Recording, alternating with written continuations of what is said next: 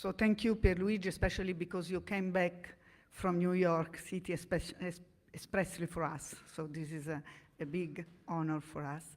Now, the two opening speeches have been more than on schedule. We have a very, ambitious program today, so a couple of practical information. First of all, there is no coffee break, but the coffee station will be available until 11:30, so you have water and you can take a coffee. And this is for the audience. For my speakers, I really would ask to stay in the allotted time, and sorry, but I will be watching the time. I'm the general moderator, and as I did yesterday also with my colleague Marco, who forgave me, I would take the liberty to, interrupt if somebody will go further compared to the time allotted. For the same reason that we want to make the conference very fast, I will call the five speakers of the first two panel of the first focus to stay together. Then the first one will be N.Rallo, who will update us on the future trend of ICAO. I will not introduce the speaker with their bio, as I said yesterday, because if you look at this modern badge that you have the QR code, which has all the bios of all the speakers. So please, Nicolas, come to the stage. Nicolas is the regional director of ICAO, based in Paris. Are you based in Paris? And he is still running, and when he was in Doha with Linda and other friends, he had a small incident, what was it? And so, but he came nevertheless. So, Nicolas, please take your seat, and then I will leave the floor. The second speaker is Rita Souza from IASA. Rita, can you come to the floor? The third speaker is J.Eberhart, at present CEO of ITA Airways, but before Air Dolomiti and Lufthansa.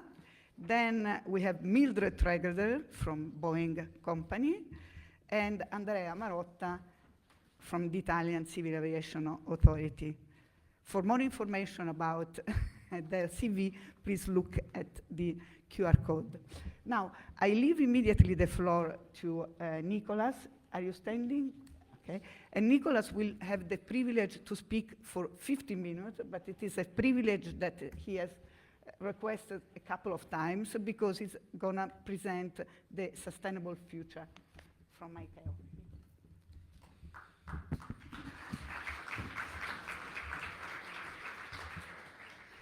Grazie di cuore, Laura. Grazie per l'invito. Thank you very much for having me.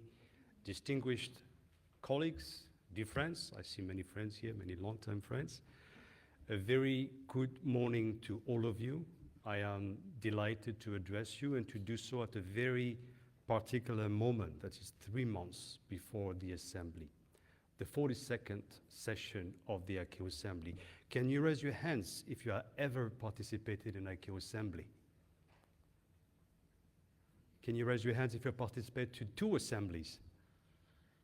3 assemblies. I stop here because otherwise it will reveal your age. My first assembly was in 1999, in another century. I'm not sure, maybe some of the young students from Laura were not even born. The assembly is the most important event in international civil aviation. This is where representatives from our states, 193, gather to tackle key issues for the present and the future of aviation. A present which is becoming more and more challenging. As it was highlighted by Professor De Leon, it's unfolding before our very eyes, especially regarding conflict zones and other evolutions. And of course, I want to join my words to the very wise and caring words of condolences expressed yesterday by Professor Essa for the tragic accident where a number of people lost lives in India. My heart's feel for them I know what it means. I used to be an investigator for many years, and this is also part of our social responsibility, not to just conduct the investigation in the most thorough and independent manner, but to also care for survivors and the families of victims. We'll be talking about social responsibility of ICAO. This is maybe not the part where we are most performing. I can witness, we talked about accessibility. I think we have ideals, we have strategies, but the plans, the actions, and the results, I can testify, are definitely not yet there, at least not consistently. I will not have a quiz this year. We had it last year, and remember it was, yes, so maybe some of you know it. What is ICAO and what is ICAO is not? You remember, is ICAO regulator? No, it's not. Its first mission is to be responsible for global standardization. We talk about standard, recommended practices, and of course, plans and policies, not just SARPs, and guidance material. The regulators are the states, and in very few exceptions, like the European Union, because of the treaties, the competence is transferred from the member states to the Union. But ICAO's mandate has progressively evolved. Remember, we talked about that last year, from standardization to standardization and auditing of states' capabilities for safety oversight and security oversight, but also implementation support, that is assistance to states, strategic and technical support. However, clearly today, like many of you, we face a resource challenge. It's been 15 years, 15, that resources have not increased, although the domains that we're working on have increased tremendously, including climate change, LTAC, conflict zones, new entrants, artificial intelligence, cybersecurity, and commercial space that was mentioned by the president of ENAC. All these without additional resources. So what's the solution? Of course, to get more resources. Our Secretary General is advocating for that all the time, but it's also to transform ourselves. I think now I will switch to the next slide. Technology is working. So what did we do? We issued a strategic plan. It may be something very familiar for some of you working in the industry, but for ICAO, it is the very first time in 80 years. So I will discuss about the strategic plan because it will affect every single one of you in the aviation community, in the legal community, in the judicial community. And I was very happy to interact with this morning with the General Prosecutor of the Netherlands. And I'm delighted that we have this forum to exchange. So complimenti, ancora grazie Laura, for this opportunity. This strategic plan, as I said, I will give the highlights, but it will be nothing if it's not translated into national commitments, national plans, if these plans are transformed into actions and actions into result. Otherwise, it will remain a piece of paper or an electronic document. This plan is quite novel for ICAO. It's written in plain language. You know that we have so many acronyms, we're so aviation-centric, no one can understand us. A prime minister cannot understand us. Multilateral development banks with which we engage, the World Bank and others, cannot understand us. The general public cannot understand us. This one, anybody can understand. It also focuses on outcome-oriented strategic goals, and these goals are written in a way that they will still be relevant in 2050 and even beyond. So let's look at them. This slide is very important to understand the context of the industry, the aviation industry. And remember, we're talking about the global industry, not just Europe, where we have some constraints, but states like India, precisely, where just a small percentage of the population is flying, and India is 1.4 billion inhabitants. So in Europe, I don't want to offend anyone. You know, I have two citizenships, Italian and French. I'm doubly European, but I'm a UN citizen, right? Citizen of the world. There's no UN citizenship, but this is how I feel. And in Europe, we have a tendency to be too European-centric and to forget about the rest of the world that wants to fly. Even European wants to fly, but others want to fly, and some have never flown in their lives. So by 2050, we anticipate that passenger traffic will triple, almost triple, 2.7. And air cargo traffic will double by 2050.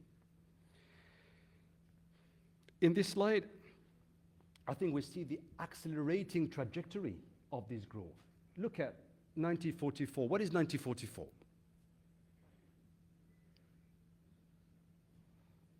Signature of the, don't be sure. Oh, who said that?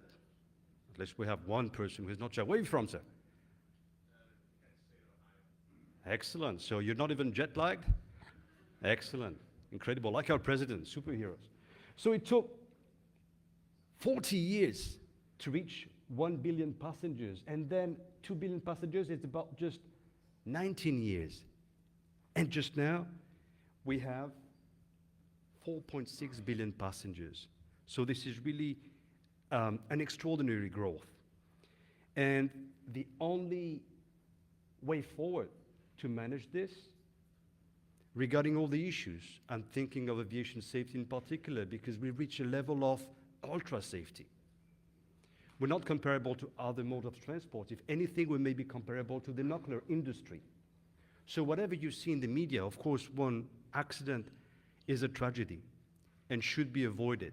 And this is why we have the positive safety culture, which is called Just Culture here in Europe. This is why we need to better understand each other from the legal community, aviation community, judicial community, because we need both an administration of justice, whether we're talking about civil or penal proceedings, but also we need to do more to aggressively look for hazards. And this is why we have to depenalize the reporting of incidents. So we reach a level of safety which is ultra safety, but we need to do more, because just statistically, if we don't do even more than what we're doing today, which is a lot, statistically, we will have more accidents. So this vision that you see here captures an ambition, which is a safe, secure, and sustainable international civil aviation system that connects the world for the benefit of all nations and all people. This all is very important. I will go back to the implications of this simple word. It rests on three fundamental goals. Again, very ambitious. The first one is zero fatalities in aviation. Whether it's due to safety or security, you know the difference. It's an act of unlawful interference. In security, it means that there's an intention. The second, we commit to achieving net zero CO2 emissions in international civil aviation by 2050. This is an acronym in 4 letters. Which one? See, who is awake? What do we call this ambitious goal? Long term? You see, I promised not to do a quiz, but of course you know the long-term global aspirational goal, the LTAG of net zero emission by 2050. Third, and this is quite new, we want to ensure that aviation serves as an integral part of a thriving, connected transport system that leaves no country behind. So our mission is clear: to lead for ICAO, to lead more than ever international civil aviation as a key driver of socio-economic development, and for that to further enhance safety, security, and the sustainable growth of civil aviation. And of course, we don't do that on our own. We have our industry. I'm particularly pleased to see our good colleague Mildred here. The industry, the operators, the service providers, the regulators, it's really a partnership. Remember that ICAO develops the global standards, policies, and plans, but states make them an operational reality. And to make them an operational reality, we have to make them a legal reality.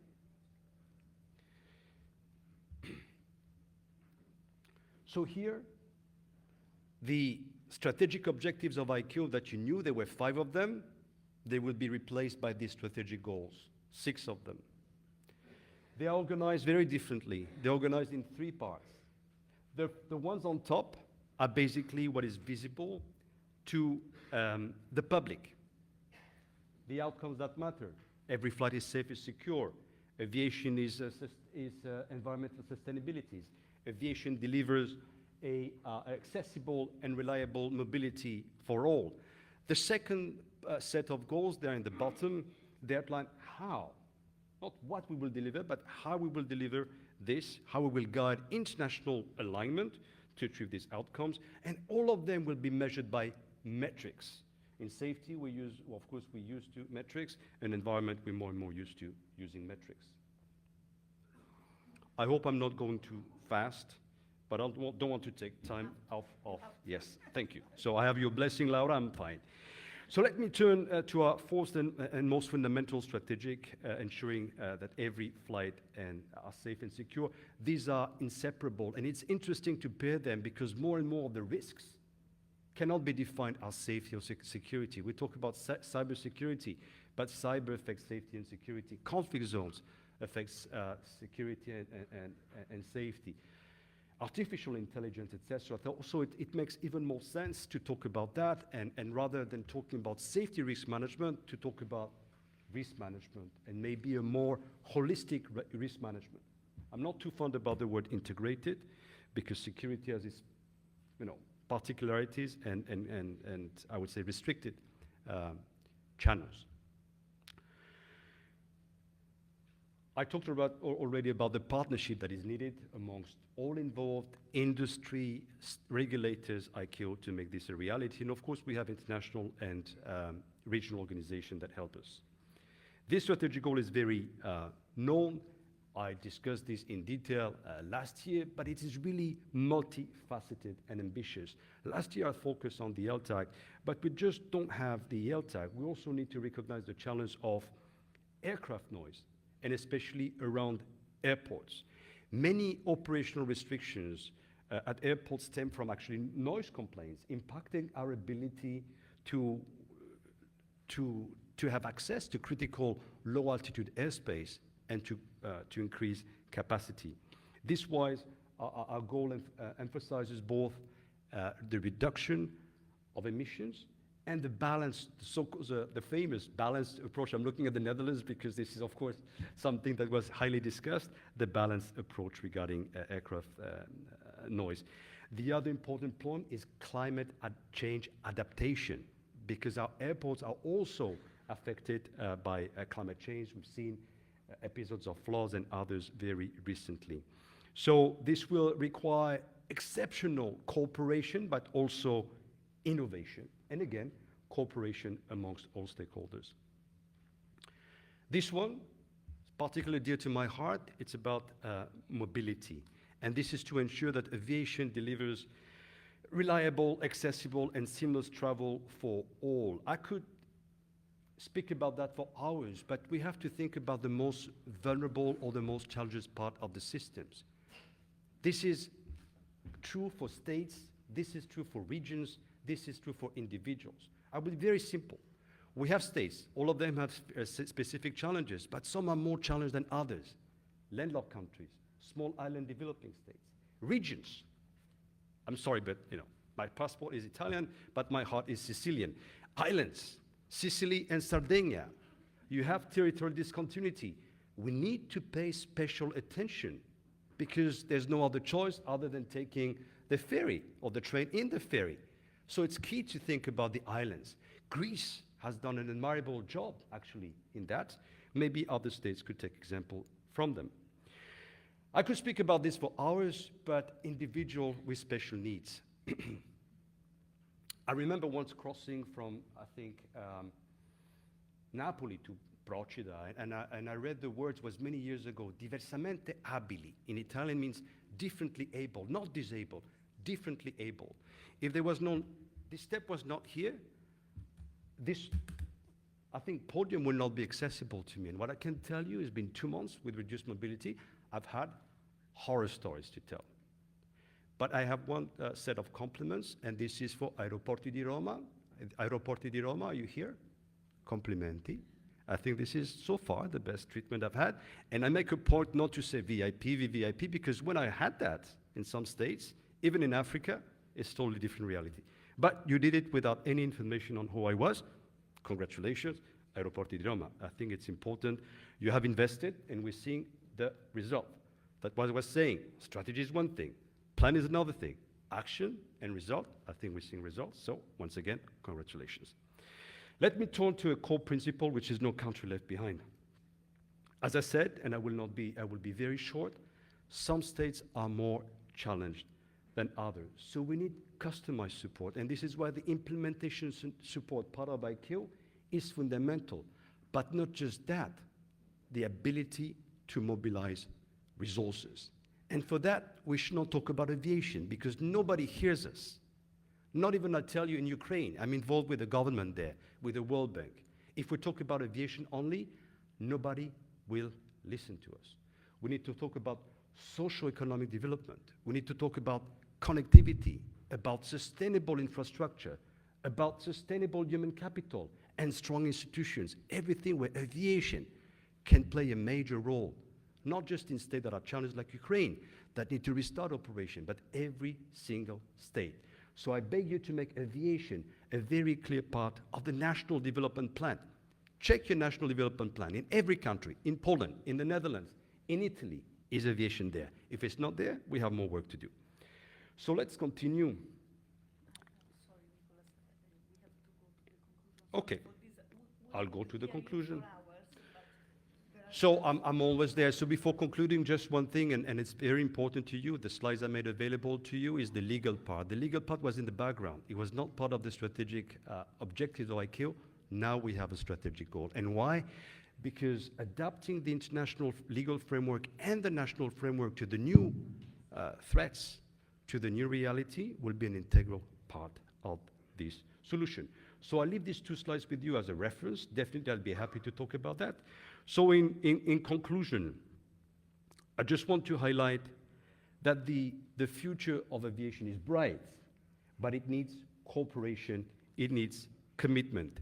And as we move forward, as I said, let us remember that our work not only impacts the aviation sector, it impacts the global community as a whole. Dear Laura, dear colleagues, I thank you for your attention, and I wish you a very fruitful conference.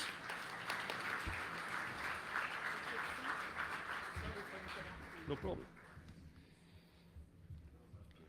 Sì, grazie. I hate to be the bad girl, the moderator who stopped, because we could have listened to the presentation from Nicholas for hours. But ICAO is doing really a lot. And when you asked how many people was in the assembly, Linda can testify, also Fabio, dear friend, they can testify how much is going on. And now we move to another speaker, who's my friend Rita Souza from EASA, and we continue with illustration of future trends and what the authority are doing. Rita, do you want to speak from there or from the podium? Okay, thank you. Good morning, everybody. I would like to thank Laura for the kind invitation. I'm very pleased to be here on behalf of EASA, the European Union Aviation Safety Agency, which is a regional agency based in Cologne, Germany, and we do not have the same antiquity as ICAO, so our aspirational goals are formatted very much aligned with ICAO, but are formatted for a shorter period of time. So I'd like to go through some of our aspects of that of the EASA mission, but first I'd like to quickly give you a very short summary of the EASA's evolution of mandate, created in 2002 as a formal successor of the then Joint Aviation Authorities. Many of you probably worked still with that informal organization, and established in 2002 by the European Union, and it initially only has competencies in the domains of aircraft airworthiness and environmental protection. And the importance of the creation of this agency is that for the first time, a regional body assumes the functions of a state of design under the framework of the Chicago Convention. But the mandate has been developed very rapidly and in a broad way, because in 2008, the EASA's domains are expanded to include air operations, air crew and third country operators, moving then to ATM, ANS, and aerodromes, and finally, in 2018, we had a new regulation that, I'd like to go back. In 2018, our competencies in terms of rulemaking and certification and oversight in the EU are expanded to drones, or whatever threshold of kilograms, and we have a step now on urban air mobility and cybersecurity, and also an important mechanism that has been used by some organizations, that they can transfer the oversight from their national regimes to EASA. And so far we've had about 5 organizations actually applying that mechanism under Article 65 of our basic regulation. This is a graphic evolution of the mandate. As you see, there were, my colleague Nicola referred to the fact that aviation is inserted in a bigger world. So we don't live isolated. So what happens, especially in these very rapid shifting times that we've been going through in the last 8 years, that agency's mandate evolved not only within its basic EU regulation, but other regulations that started applying, expanding, so to speak, the role of EASA, namely in the domains of cybersecurity and environmental protection with a reinforced role, and of course the pandemic, the COVID-19 also forced the agency as a regional body to take measures of information and protection of passengers that were not initially foreseen in its mandate. The EASA has a goal as well. Our mission is to provide safe air travel for EU citizens in Europe and worldwide. There is a great concern and aspiration of the agency to not be Eurocentric and to develop good international relations with other parts of the world. And in this sense, the mission of the agency revolves around 5 strategic themes. And those strategic themes are safe, global, green, innovative, and resilient. Not very far away from ICAO's strategic plan. And given the limitations of time, I will just point out some of the key areas in these strategic goals.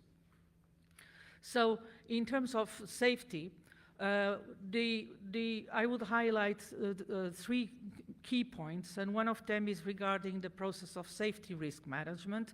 So instead of being a punitive system, EASA tries to have efficient safety risk management systems that are replicated by the national competent authorities, and to identify the risks in a document that is publicly available in the European Plan for Aviation Safety, where safety risks for aviation and international air transport are identified, and a number of actions are foreseen for the agency to cope with that.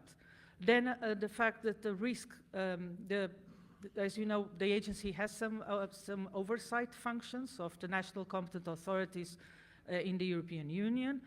And there is a shift from constant monitoring to a risk-based oversight. And that is quite an innovation in the development of the agency's oversight functions.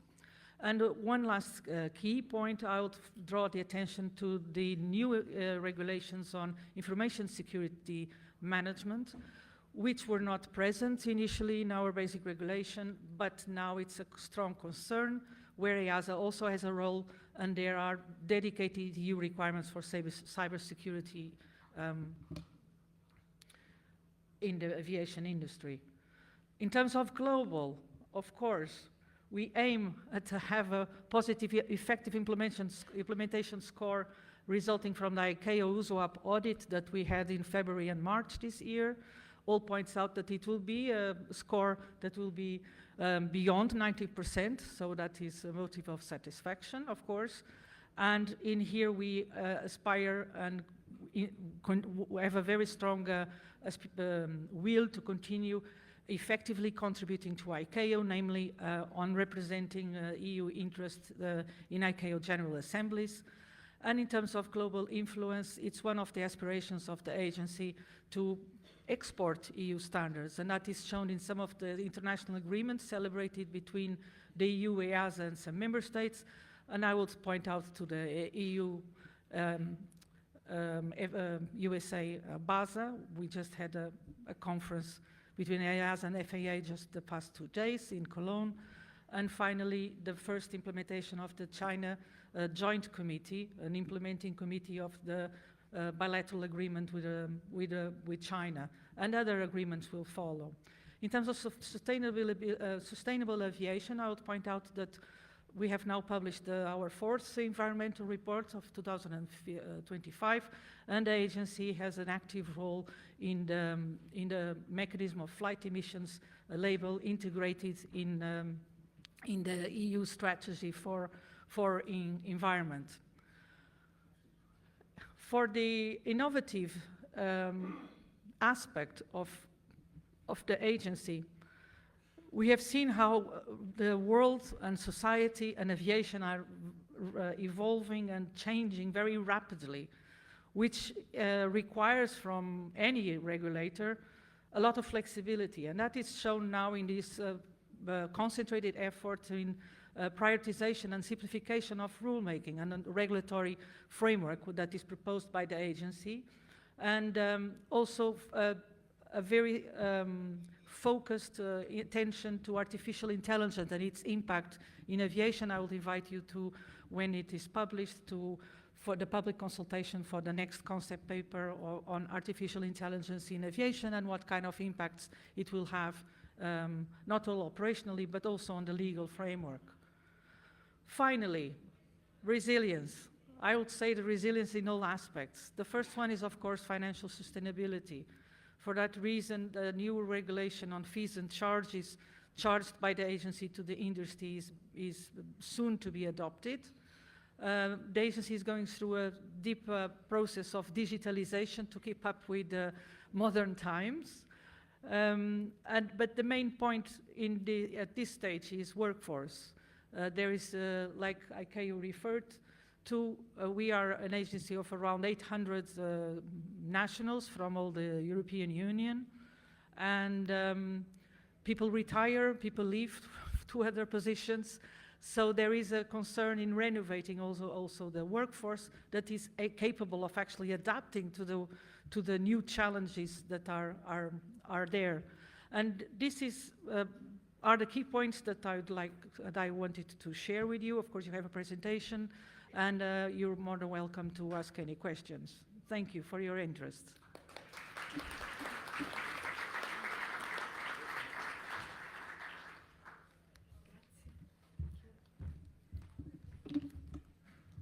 Thank you not only for inspiring presentation, but also to keep the time, and sorry for being asking. Now we move to the next subject, which is the sustainable aviation fuel, Andrea, which was inspired by J.Eberhart. He asked me to set up this panel. Jörg, the floor is yours.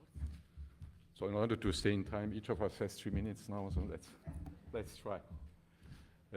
So we all heard about the regulation, or we all know the regulation and framework of SAF, of CO2, SAF between sustainable aviation fuel between 2030. We have to increase from now 2% to 6%. The CO2 50% reduction, then until 2050, 70% SAF and CO2 zero. What do we do as airlines? There are basically, we have 3 pillars in order to reach these targets, these objectives.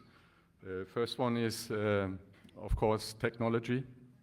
Technology meaning more efficient engines, more efficient aircraft. And we are already investing into new technology as ITA, but also Lufthansa Group is doing so. And so in our calculations, 1/3 of the effect should come from new technology. The second part is, I would say, efficiency, but not only efficiency in terms of operational efficiency, but also efficiency of airspace. For example, we've seen on the slide of EASA, we've seen CESA. Hopefully progress will increase, because it's little progress for many years there.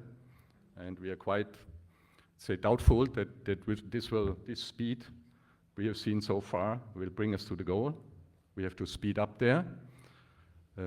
Talking about a single European sky, talking about optimization of the airspace. The airspace is not full, it's just organized in a bad way. Third pillar is SAF. When it comes to SAF, we all know we have little quantities, and according to the law of the market, if there's not a quantity, price is going up. Also, price of production is high, apart from availability, and this leads to a price that is 3 to 5 times higher than conventional fuel, which is, of course, a big challenge for us as airlines. As already this year, we have to put 2% of SAF, or mix 2% of SAF, and then triple it until 2030.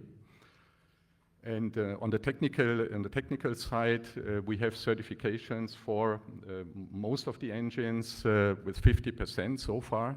So an engine as today, or the engines we fly today, can take 50% SAF. Not yet 100%.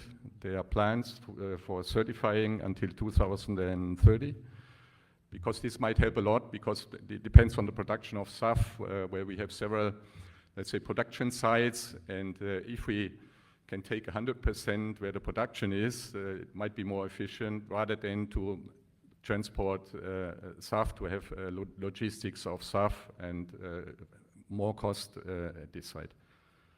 Also very challenging, where does it come from? Where will the volumes come from in the future?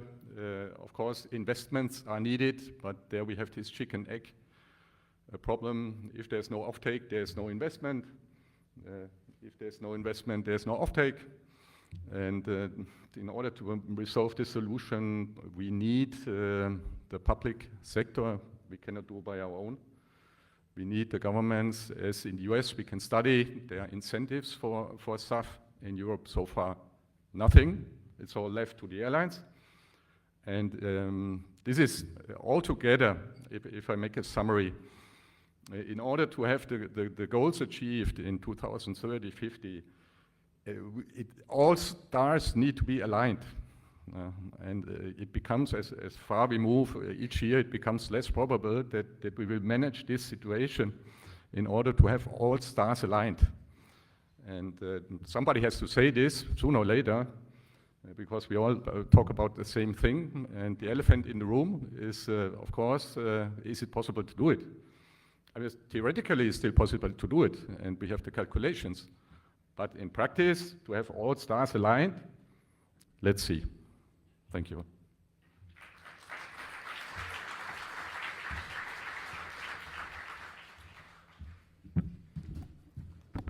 Thank you, Jörg, for having so briefly but eloquently illustrated the position of an airline and our Italian airline.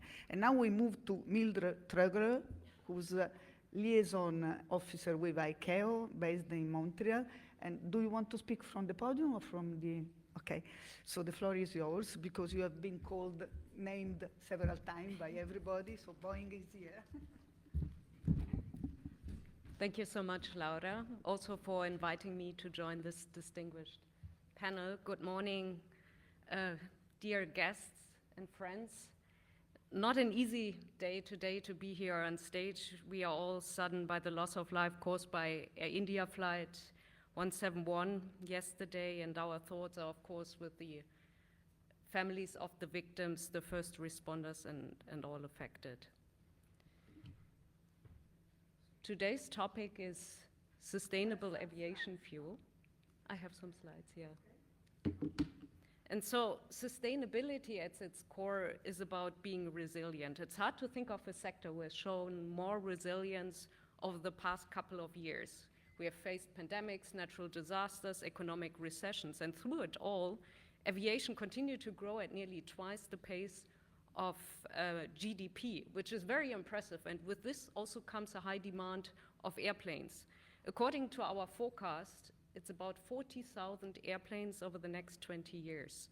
And our customers, like ITA, Lufthansa Group, they're continuing to invest billions in more fuel-efficient, capable airplanes.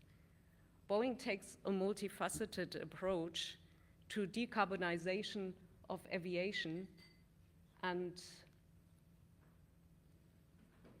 kind of a lot of the themes were already mentioning by Jörg in his opening remarks. Please move to the next chart. Sorry, there is any And I- problem with the slides? She cannot move. So in principle, we are addressing decarbonization of aerospace in 5 pillars. And the most important one is, in addition to renewable energy, also advanced technology and fleet renewal.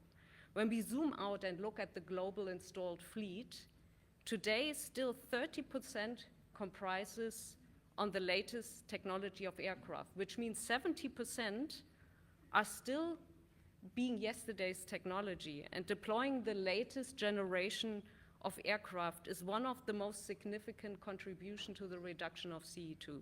So historically, each generation reduces fuel use and efficiency by 20 to 30%. Another important factor already mentioned is operational efficiency. So the famous 10%. So optimized ATM is a critical component. And what we are doing as OEMs is basically making sure we have the latest equipment and services to support advanced procedures, and also working with airlines, ANSPs, on more and more efficiency improvements, such as, for example, trajectory-based operations. When we talk about SAF, it's important to highlight that it's not a SAF or approach, but a SAF and approach. And I think here the big focus is also on advanced technology, because in addition to scaling the production of SAF, we as Boeing also continue to explore other renewable energy carriers and advanced technologies. We are, of course, not a SAF supplier. We have no ambition to become one, but we want to make sure that all our aircraft are 100% SAF capable, and we support the industry at large in scaling SAF. What a lot of people don't know is that actually Boeing is a pioneer in this area. We have a long track record with advancing alternative fuels. And just to give you an example, we were already helping gain approval of SAF for commercial use in 2011. But as I mentioned, it needs to be a SAF end approach. So advanced technology here plays an important role. And as the theme of this panel is also, how can regulators actually help us to further promote advanced technology? I think the first important aspect to consider is that we have all these exciting and radical designs on the horizon for OEMs and engine companies, but they all need to be tested out to deliver the same performance and reliability our customers expect. And that means long periods of testing, but it also means that it's sometimes very hard for us to forecast what are certain levels that we achieve at a certain period or a certain time. And a dangerous trend that we are seeing more and more at a global as well as at the regional level is the adoption of technology forcing standards versus technology following standards, which could stall the pace of fuel renewal basically overnight. The last pillar is market-based measures, and happy to talk about this during the lunch break. In the interest of time, I would move to the next chart, which is basically what are the 5 risk areas that we need to address, and we are working with the regulators to address in order to accelerate SAF supply growth. And this is first and foremost really a stable policy environment. creating more efficient policy, which means eliminating the disadvantages that renewable energy producers face compared to big oil companies. And this includes also redirecting a huge portion of the 1 trillion in subsidies that governments globally grant to fossil fuel. Another aspect is really developing a more comprehensive approach to energy policy. That means advancing SAF production and looking at the increase also at the same time of renewable energy production, from which SAF is deprived. This requires policies to ensure SAF is allocated at an appropriate portion of renewable energy production. So we really need to take a holistic approach here to support the joint use of infrastructure, of co-production and other measures that will also benefit the energy transition for aviation. Another important risk area that we need to address is security of feedstock. And this is really where governance can help us to prioritize feedstocks for aviation. It is crucial because it impacts the sustainability and also cost effectiveness of SAF. It involves securing a stable and reliable supply of raw materials, mitigating supply chain disruption. I think it's one of the big topics for us these days, and ensuring long-term viability of the SAF industry. And just taking Ukraine as an important example that really shows that the feedstock piece and local production are also tied back to energy security. The third risk area is construction risk. That's typically around planning consent and just the fact that some of these are not particularly mature companies. And they don't necessarily have the record of building plants.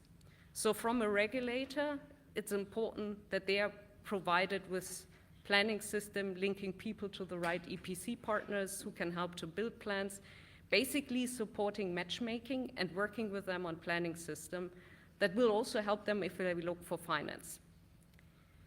The fourth risk area is technology risk. Banks are often trying to get their heads around emerging technologies. And so first of all, we need to make sure that there is continued research funding and to really mature and accelerate technology development, but also making sure you bring the banks and those financiers into those discussions from an early stage. And then finally is revenue risk. Airlines are inherently challenging to banks, so any project that's based upon offtake from airlines is difficult, and any particular banks want ultimately revenue cover. So basically takeoff cover for the duration of the loan period, which is 10 to 15%, whereas airlines are often only willing to commit to 1 or 2 years of offtake. So how are we closing that gap? And there's an interesting development right now in the UK where they are basically in the process of legislating a revenue certainty mechanism that they picked from another sector and are applying. So we are carefully looking at those developments because we think it could provide a really good model also for other jurisdictions.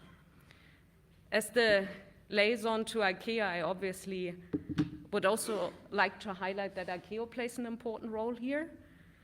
The achievement of our net zero goals is expected to require cumulative investment of around 3.2 trillion US dollar between now and 2050. So collaboration with development banks, financial institutions is essential to create viable funding channels. And today, 2/3 of basically all the SAF production is happening in those jurisdictions where you have mandates and incentives. But we have to look at all the countries in the world, and there's really huge potential, and this is also where ICAO can play an important role. So recognizing this, ICAO has launched 2 key initiatives, the XSAF program and the ICAO Finvest Hub. The XSAF program provides assistance, capacity building, and training to member states, while Finvest Hub is really a platform that is designed to connect SAF projects with investors and financial institutions. So the Finvest Hub that was just launched earlier this year is set to directly connect aviation sustainability projects with investors, and is also a matchmaking platform that will create dedicated pathways for scaling the production of SAF. And we are a proud supporter of both initiatives. Around the world, we have supported many feasibility studies in the broader ACT-SAF framework, and also the Finvest Hub, which I think is right now just becoming operational. We are working hand in hand with the ICAO Secretariat to provide as much support as we can, because we truly believe that there is a lot of potential in that ICAO Finvest Hub, and that ICAO is uniquely positioned to bring those actors together. So to conclude, 5 billion annual passengers only represent 20% of the world population. And so that means 80% have never set a foot on an airplane, and they deserve to fly safely and sustainably. So in the words of ICAO, we need a transition, and this transition has to be economically viable for both industry and passengers. Thank you.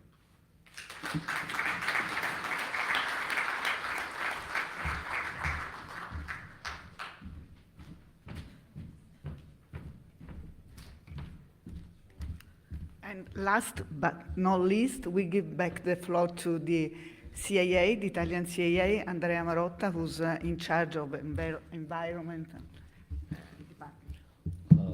Distinguished guests, dear friends, let me warmly thank Laura Berlini, but not only Laura Berlini, also the team of Laura Berlini, which every year organize such an interesting meeting, which gave us, which are friends working together in the same sector, the possibility to know each other, to exchange ideas, but first of all, to forecast possible scenarios. Let me thank also Laura, because she begins with such an important thing. She established a rule. Let's be as fast as we can, because we have to discuss. So you were clear, so clarity. You were flexible, flexibility. You were simple, simplicity. These are 3 key words that should be inside all the legal frameworks if we want, as I think our President Enak does, to deal with the pace of innovation and technology. Because technology is very fast, goes in a way that is difficult to catch, but you should be here. We are a lot of lawyers, a lot of people dealing with this, living each day with rules. Rules are fundamental, but should take the pace, should be principle-driven, and as the President says at the beginning of the meeting, the choice we make today are the way we will see aviation in the near future. So let me thanks for this occasion, this opportunity. I'm honored to be here. And thanks also to my president that gave us the possibility to be here on this stage. So let's go. I would like to have a presentation to tell the truth, to be fast, as Laura said. I would like to go through with you on about the presentation. So I would like to talk the fact that regulator, in this very case ANAC, moved since 2019, launching the National Observatory in SAF. And this is a demonstration of how ANAC, our regulator, decided to have the cooperation inside a particular target, which is SAF, Sustainable Aviation Future, which will be not a promise, but our actual jet fuel that we will use in the near future. So we started in 2019.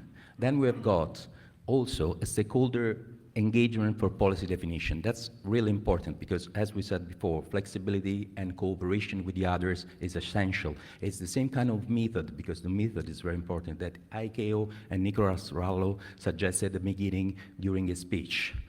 After this, we also realized a national roadmap from ANAC, and we send it also to our ministry, because we work always together with our ministry in fracture. And then we have been indicated as the national competent authority to implement the Refuel EU, which is one of these regulations which can be considered, I mean, is it an opportunity or is it a difficulty or a critical bottleneck? We think in ANAC this is a great opportunity. Only the pessimist sees in difficulties, in negative things when sometimes there are opportunities. This refuel EU, we're participating in the definition. This rule is an opportunity. We think it's an opportunity. So here you can see a kind of table in which we discuss with the stakeholder, but not only with typical stakeholder, operators, manufacturers, but also with the university, just to understand which kind of policy could be suggested. And you can see in the middle of this table, because it's clear each one has got its particular interest, but it's really important to have tax incentives for use of SAF, tax incentive for feedstock producer, because there is the need. We will reach the 2% target, but we need to reach the other target, and therefore we need a clear supply chain and the right kind of a quantity that give us the possibility to be sustainable, but not only environmentally sustainable, also in terms of economic sustainable, because our sector is essential, is a key factor for developing economies all over the world. From the countries so-called left behind, just should have the chance to improve their activity, and for us. So I want to go through very quickly, also to have a discussion on stage afterwards. And then this is the so-called temple, the Greek temple we use at university talking about Europe or things like that. But there is, the supply side measures, which are important, the demand side measure, which are established on the measure for feedstock security. And then we have got refuel aviation regulation application, and on the the demand supply matches measures, and then the general objective, regulatory frameworks of scaling up in Italy. We are the national competent authority. We work to apply refuel aviation, and we work together. Together is really important, together with aircraft operators, aviation fuel suppliers, airport managing bodies. We know that in the refuel EU, there is a part of the review about sanctions. But the ratio legis, the idea underneath, it's also to help the operators to avoid these difficulties. Also to give to the particular to the aircraft operators, the possibility to apply in a simple and clear way this regulation, always dealing with the principle inside the regulation. This is not simple. Simplicity and complexity goes really one near the other, but we have to manage these two aspects also of the regulation. I'm sorry. Then these are numbers. Perhaps everyone here knows this number about fuel, about SAF, about the target, so I would like to go through it. Now, what is needed expecting from regulators and governments? Naturally, as I said before, a clear and stable regulatory framework to unlock investment, because we have to unlock investment. As Mildred said, it's really important to get together the legal framework and finance coming in this sector. It's clear that in this very case, government should help the activity in this field. We know that here in Europe you have got state aid rules, but it's up also to the Commission to understand in which way we can have flexibility and implement measures inspired, for example, to book and claim, which can help the aircraft operators in their dealing with the refuel EU, for example. Everything is connected. It's really important. The way you apply a rule is one of the most important paths that could help us to reach a sustainable aviation future. Then a performance-based, also award economic operators that better contribute to emission reduction. I must say that the emission trading system is a system by which the Commission helps the operation for all the operators using SAF. Then globally applicable, because as our president said, it's important to have a uniformity also between European and ICAO Nicholas rules about SAF, because the definition of SAF at European level, at ICAO level, are not exactly the same. We must reach a compromise, this is clear. Then intersectoral, detect and reduce inconsistencies between sustainability framework in different transport sectors. We don't want to create any kind of competition within maritime and aviation. We want to be, and the other keyword there is complementarity, because the system doesn't work, because it's not a simple sector. the aviation sector, but it's a complex net connected to the maritime and to other systems. This is a message also for our ministry. We watch together each day with the ministry. And then flexible, I recall book and claim should be a measure even if it is in the review review. So I was so fast, I hope to have respected your rule. And so let me say just another word. Each year, last year I was courage about Winston Churchill, but always Winston Churchill. The pessimist sees difficulty in every opportunity, the optimist sees opportunity in every difficulty. So thanks a lot.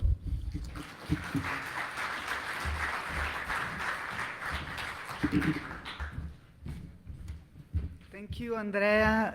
Really outstanding presentation, and also sorry for the timing. Now, with this, we conclude the first round of the first focus. I would ask the next panelist to come on the stage, and again, a big applause to the panelists of the first.